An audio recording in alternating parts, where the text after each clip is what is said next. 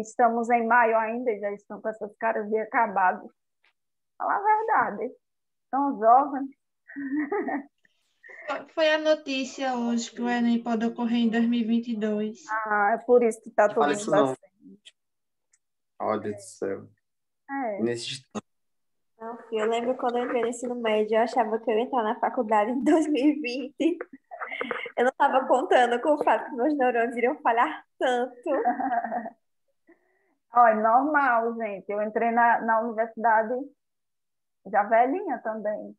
Então, nova não. Eu ia fazer. Não, eu tinha 19. Vocês têm quantos? 18. Ave Maria, tá vendo? Então, não, no tempo ainda, gente. Calma. Oxi. Até 25, tá de boa. Até 25. Minha cunhada entrou depois dos 30. Eu não quero fazer nem dos 25 anos, não, pelo amor de Deus. Nem que eu, sei lá, arranjar algum trabalho aí, vai vender minha arte E na não praia. foi esse ano. Vitória, para vender arte na praia tem que ter uns papéis, viu? Eu fiquei triste com isso. Tem que E ter é. licença de arquitetura. Pois Nossa, é, filha. tem que ter a Quase papelada. infartei quando eu descobri. Pois é. Eu mesmo vou para a Meu filho, feira. olha, É mais aqui fácil. é informado, aqui é tudo plano B, ó, de A até Z. O Z, minha filha, é virar catador de latinha, entendeu? É aquela coisa. Tem todos os planos, entendeu? Retomar a gravação. Eu pausei a gravação, né, para não sair nosso diálogo aqui. Vamos lá. Aqui a gente vai ver como vocês vão colocar ideias opostas, né? Diferentes. Quais conectivos vocês vão usar? No entanto, entretanto, porém, contudo, todavia, vocês já conhecem quais são os conectivos de oposição, né? E aí eu coloquei os termos que vocês vão poder usar também para fazer essa ligação, né? Depois do conectivo. Você pode colocar assim, no entanto, vírgula, esse cenário se difere, tal, tal, tal. Né? Quando você diz que o cenário se difere, você está colocando ideias opostas. Essa situação diverge, né? Diferente, está divergindo daquela que exposta no repertório. A obra mostra um cenário diferente. Diferente de quê, gente? Do problema que você está discutindo ali no Brasil. Né? Nesse caso aqui, essas situações são para quando você for colocar uma obra fictícia, tá? Uma obra fictícia. Aquele mesmo esquema que eu tinha colocado para vocês antes. É um romance, é um filme, é uma música, foi algo fictício, pode colocar esses termos aqui. E quando for uma citação, aí você coloca, essa ideia se opõe ao cenário brasileiro.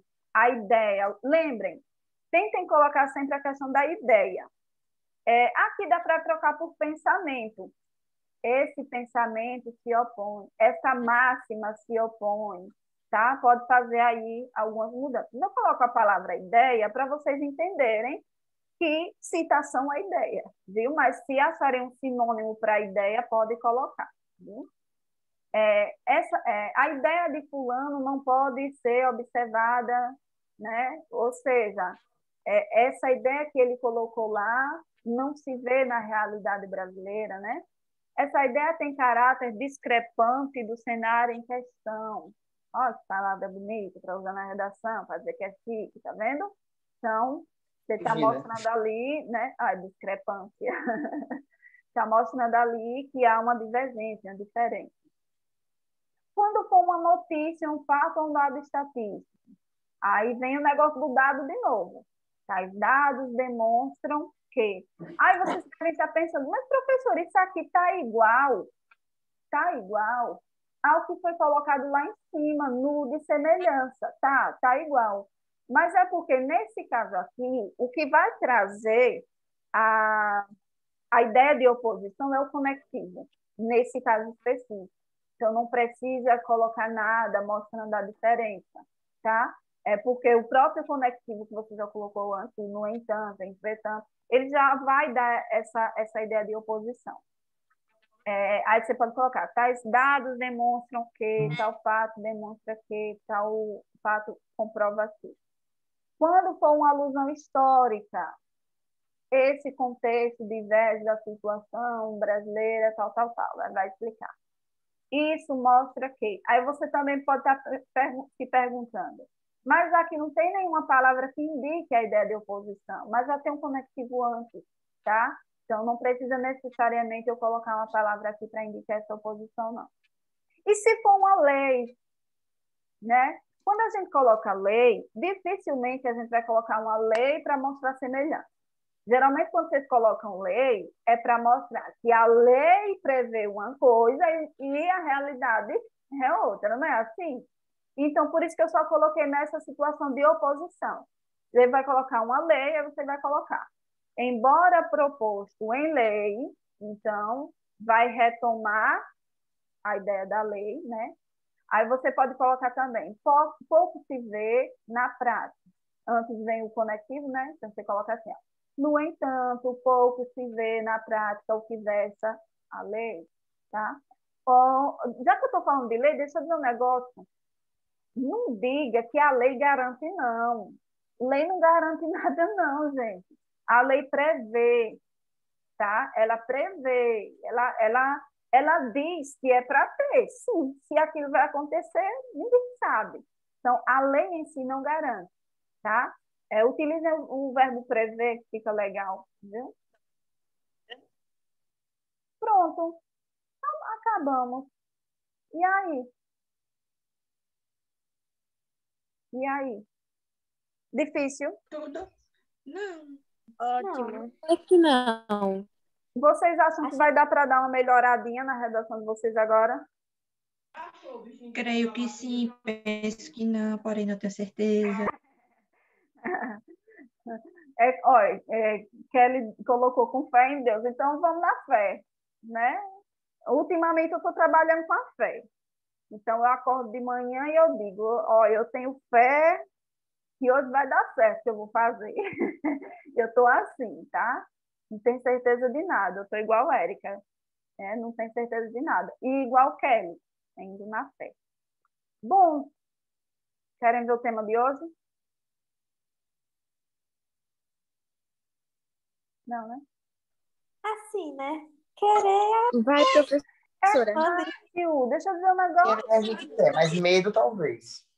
Bem fácil. Vocês vão ver. Vocês vão ver. Ai, meu Deus, essa besteira. Eu fiz essa redação esse ano. Pô, vou mostrar pra vocês. Como é bestinha, como é fácil. Olha lá. Aí vem. Deixa eu dar um zoom, peraí. Ixi, odeio. Gostaram, não? Ô, minha, não gostei não. Assim, é bom sim, mas nós não.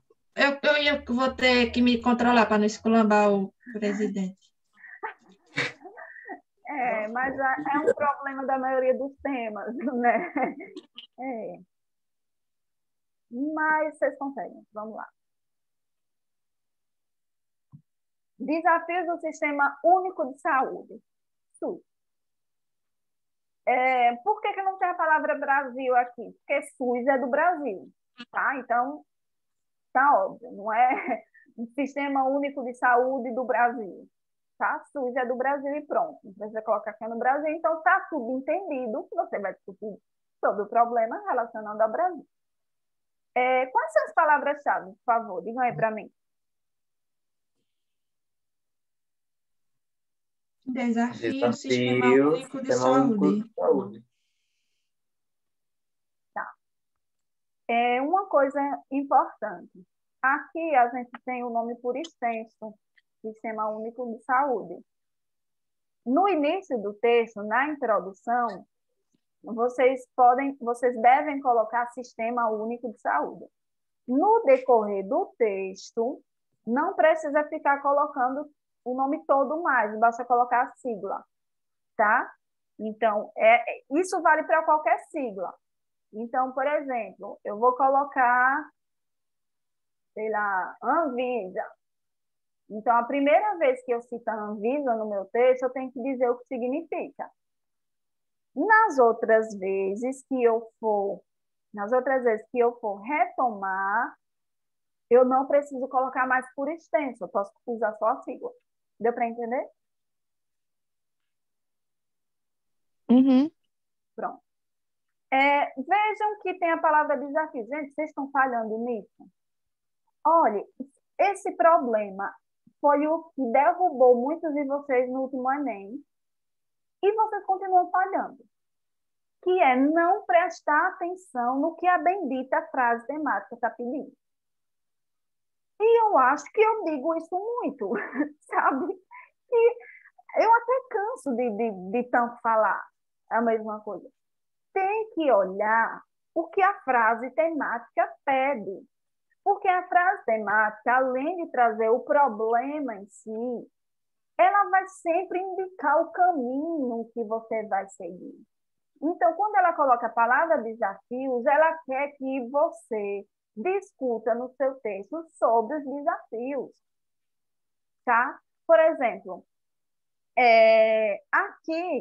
aqui não teria outra forma, claro, de eu organizar essa frase temática, né? Porque, por exemplo, eu não poderia colocar uma frase temática com consequências do SUS, totalmente sem sentido. Então, a única forma de elaborar seria essa, né? Mas, em outros temas, eu percebo que vocês não estão atentos com relação a isso. Eu sei que aqui está óbvio, olha, eu vou procurar os desafios, ou seja, os problemas. Só que tem temas que não trazem de uma forma tão óbvia e cabe a vocês prestar atenção, né, no que é que a frase temática está pedindo. Então, eu quero, assim, uma maior atenção de vocês com relação a isso. Outra coisa que eu estou percebendo, até de palavras-chave vocês estão esquecendo. E eu vou dar uma bronca aqui. Muitos de vocês, e se eu estiver mentindo, pode dizer aí, pode levantar o dedinho e dizer que eu estou mentindo. Muitos de vocês não estão fazendo projeto de texto, porque eu percebo. Não está fazendo projeto de texto. Muitos nem leem os textos motivadores. Passa o olho assim no tema. Ah, o tema é esse, vou escrever. Não olha texto motivador, não olha frase temática, não faz projeto de texto. Estou dizendo. Se eu estiver caluniando, diga. Mas que muitos de vocês estão fazendo isso.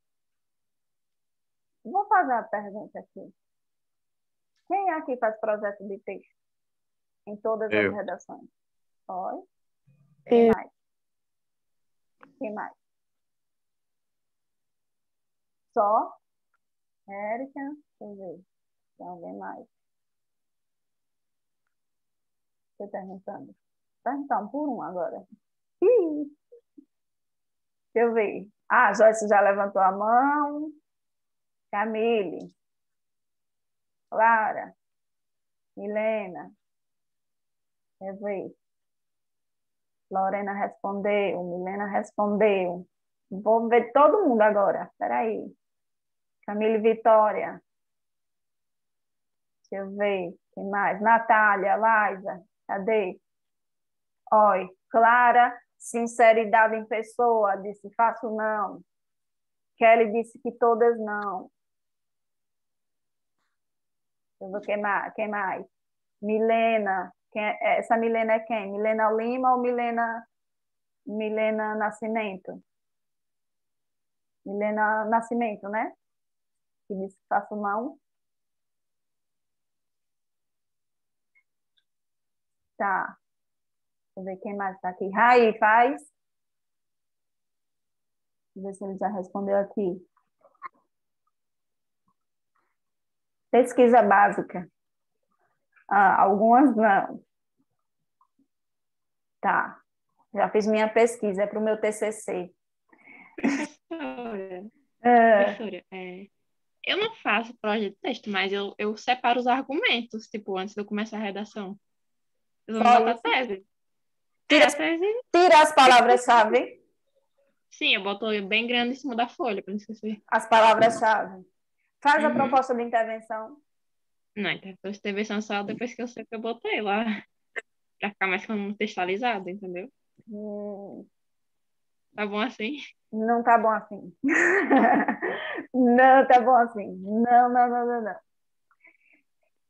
Gente, vocês acham que eu fico pegando no pé para fazer o projeto de texto, que eu sou chata, né? Acham que é por isso. Mas eu tenho casos reais de que não fez o projeto de texto e deu ruim. Então, não contem com a sorte. Vocês já sabem o que deve ser feito. Vocês não podem ir para uma prova de Enem contando com sorte. Vocês têm que ir para uma prova de Enem contando com conhecimento, tá? Então, como é que você sabe o que deve fazer e você não faz, né? É até incoerente isso, né? Olha, eu sei que tem que fazer o projeto de texto, eu entendo que é importante, mas eu não faço. Aí o que é que acontece? Às vezes, dá algo de ruim na redação, porque isso é muito relativo, e fica se perguntando, ai meu Deus, por que que eu tirei a nota tão baixa, não sei o quê, e fica procurando mil erros, mas não para analisar, né? Que às vezes errou no básico, porque deixou de fazer o projeto de texto. Então, gente, presta mais atenção nisso, vamos seguir as coisas à risca, viu? Vamos encarar isso como se fosse uma cirurgia.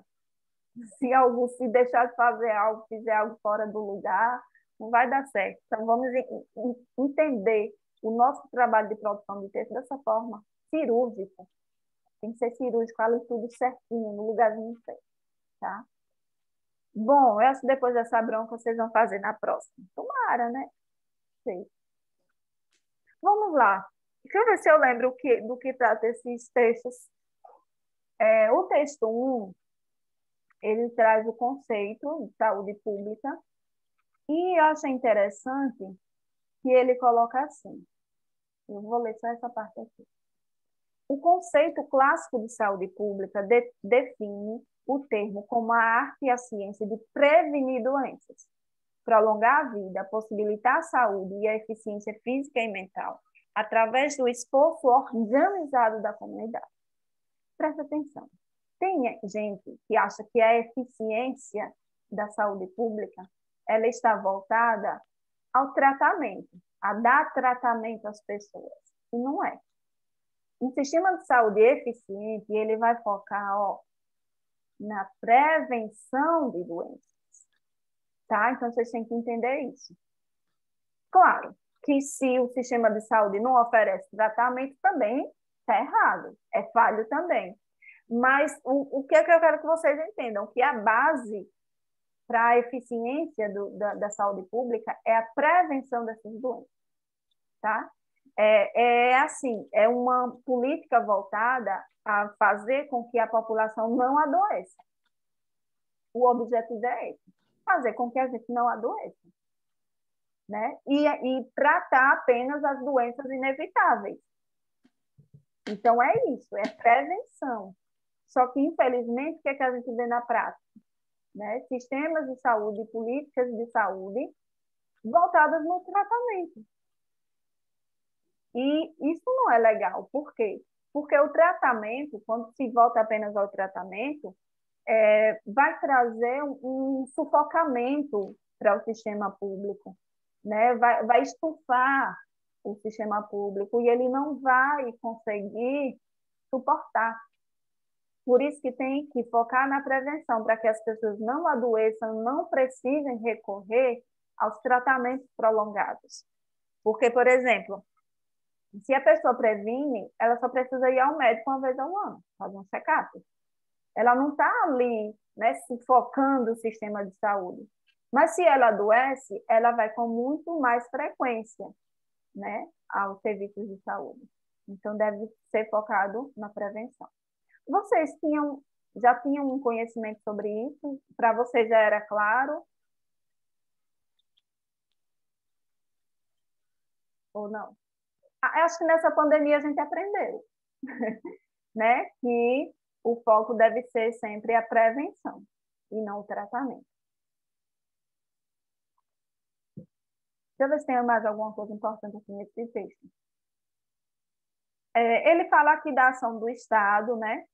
A ação do Estado é central na promoção da saúde pública, e é ele que a organiza de acordo com suas questões sociais e políticas, fazendo aplicar os serviços médicos na organização do sistema de saúde. Então, quem deve organizar, né, o sistema de saúde é o Estado. Na verdade, o governo federal, eu lembro que eu tinha eu tinha um textozinho explicando qual era a função do governo federal, qual era a função do governo estadual, qual era a função dos municípios dentro do sistema de saúde. O governo federal, o Estado, de forma ampla, a função dele é organizar, né? É uma função mais de organização. A parte prática mesmo, ela é mais voltada para os municípios. O Estado, ele foca mais nos serviços de tratamento, nos serviços de maior gravidade, né? Então, se vocês forem prestar atenção, no nosso município, a gente tem um serviço de saúde voltado à promoção da saúde, à prevenção da saúde. Vocês já perceberam isso? Então, por exemplo, o foco da saúde do município não é o tratamento, é a prevenção. Quando o agente de saúde passa nas casas, que acompanha o hipertenso, né, que acompanha aquela pessoa que faz hemodiálise, nesse caso aí já é o tratamento, né? Mas essa atenção maior, ela é dada por parte do município, né? O município ele está ali mais próximo das famílias. Claro que também tem o trabalho de tratamento, como eu citei, do hipertenso, da pessoa que faz hemodiálise e tal. Mas o sistema de saúde do município, ele deve ter ações voltadas à prevenção, para evitar que a população adoeça. O texto 2, deixa eu lembrar o que é, de que é que trata o texto 2. Ele está falando aqui, na verdade, ele faz um panorama histórico sobre o sistema de saúde, e ele cita aqui que um dos desafios que o sistema deve vencer, deixa eu ler aqui. Ele diz o seguinte: a melhoria da saúde pública é um dos grandes desafios que o Brasil precisa vencer, principalmente quando avaliamos o sistema público de saúde. Além disso, não podemos negar que a recente polêmica em torno da vinda dos médicos estrangeiros para o país reacendeu a discussão. A gente sabe, né, que tinha o programa Mais Médicos, o governo atual ele tirou, né, esse programa. Isso fez com que muitos lugares do Brasil ficassem sem médicos por causa da saída deles. Enfim, é uma problemática, né, essa falta de médicos, falta de profissionais em diversos lugares. Esse texto aqui, ele traz os princípios do SUS. São 3 princípios: universalidade, equidade e integralidade. Universalidade significa que o SUS ele deve ser universal, ele deve ser para todo mundo, tá? Ele deve estar em todos os lugares, certo? Ele deve abranger o país inteiro. Quando ele fala de equidade, é no sentido de dar igualdade. Como assim? Quando se oferece os serviços de saúde, tem que prestar atenção nas necessidades daquela população.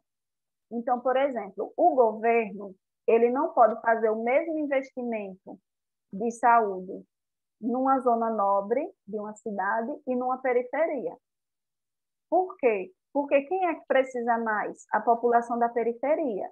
Então, o investimento maior, a atenção maior deve ser dada ali, a quem precisa mais. Então, essa questão da equidade é promover essa igualdade de acesso, de acordo com as necessidades de cada um. Porque se ele pegar, por exemplo, colocar a mesma quantidade de verbas na periferia e na zona nobre da cidade, onde estão os ricos, aí não está igual. Aí não está igual, porque o rico tem condição de pagar um sistema particular de saúde, né? E o pobre não. Então, a equidade é fazer isso, é promover a igualdade, dando mais a quem tem pouco e dando menos a quem tem mais. Deu para entender? Ou é complexo isso? Deu. A integralidade é fazer com que o sistema de saúde seja completo. Por exemplo, tem lugares que focam apenas no tratamento das doenças e não focam na prevenção. Então, isso não é um serviço integral, né? Pela metade. Né? É oferecer o serviço completo, não pela metade. É isso que é a integralidade. Deu para entender os 3 princípios do SUS? Sim. Esses 3 princípios podem ser transformados em argumentos. Então, um dos desafios pode ser promover a universalidade. Outro desafio pode ser promover a equidade. E outro desafio pode ser promover a integralidade. Você pode pegar cada um desses e transformar em argumentos, tá? O texto 3, ele vem falar da gestão, né? E o financiamento do SUS. A gente sabe que a gestão do SUS é falha, né? Que quem está lá acima, na organização, quem está responsável pelo financiamento, para mandar verbas para os municípios, para os estados, a gente sabe que essa organização aí é falha, né? Então, a gente vê que, às vezes, o recurso que é destinado é pouco, ou, às vezes, o recurso é enviado pelo governo federal, mas fica pelo meio do caminho. Às vezes, tem muita burocracia para se realizar uma obra. Tem a questão também da corrupção, que eu acho que o maior problema do SUS hoje é a corrupção, embora eu acho que nem fale aqui. Mas um dos maiores problemas do SUS, na minha opinião, é a corrupção. Porque as verbas poderia falar sobre a corrupção? Pode, sem problema, viu? Porque, assim, as verbas chegam, gente. Às vezes o problema não é o dinheiro. Tem o dinheiro. Só que no meio do caminho o dinheiro fica, o dinheiro é lavado. Faz uma obra, vai levantar uma obra e, em vez de gastar o valor que foi destinado ali, pega, faz uma obra de qualquer jeito e o restante dá um jeito de embolsar. A gente sabe que acontece isso. Então, por exemplo, compra de equipamentos. A quantidade de situações que a gente viu agora na pandemia, né? Respirador, gente. Respirador, até respirador roubaram oxigênio, né? Então, o problema do SUS é quem está gerindo, quem está ali, né, em cima, organizando, porque a corrupção já vem de lá de cima. Então, o problema do SUS é esse. O SUS é maravilhoso, o SUS é uma das melhores coisas que a gente tem. Só que, infelizmente, quem administra ele quer o benefício próprio, não quer a saúde da população, infelizmente, né? Faltam 3 minutos. A gente vai discutir aí ainda possibilidades de argumentos, repertórios e tal. Eu vou encerrar para a gente voltar para a última parte, viu? E vai ser só a discussão agora.